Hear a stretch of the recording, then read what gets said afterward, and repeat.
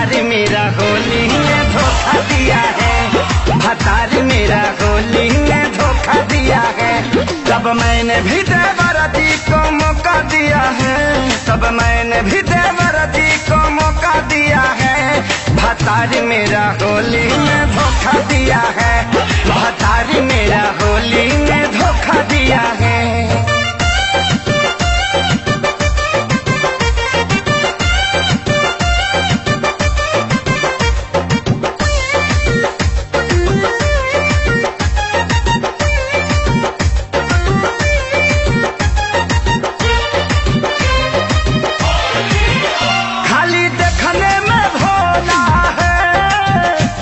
समझती थी लोला है, माली तू वो रखने हैं, मेरे सखी ने बोला है, बोला है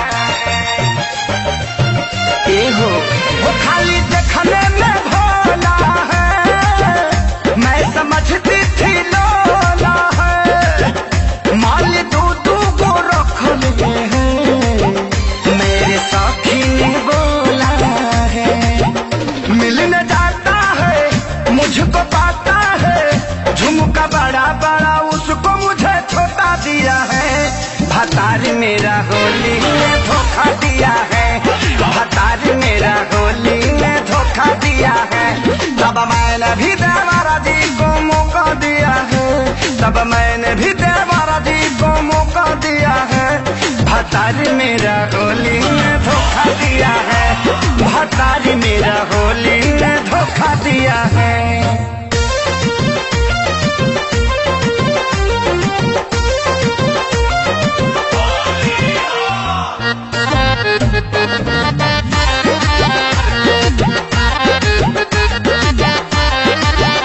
मैं भी ठेला दिखाऊंगी, रोज फगुआ मनाऊंगी, समझ हाथी देवरा से उसका बदला सधाऊंगी। समझना, मैं भी ठेला दिखाऊंगी, रोज फगुआ मनाऊंगी, समझ हाथी देवरा से उसका बदला सधाऊंगी।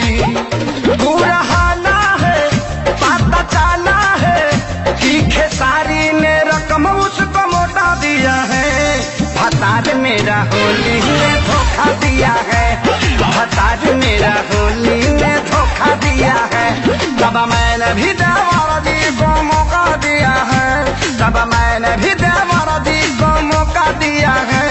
भतारी मेरा होली में धोखा दिया है, भतारी मेरा होली में धोखा दिया है।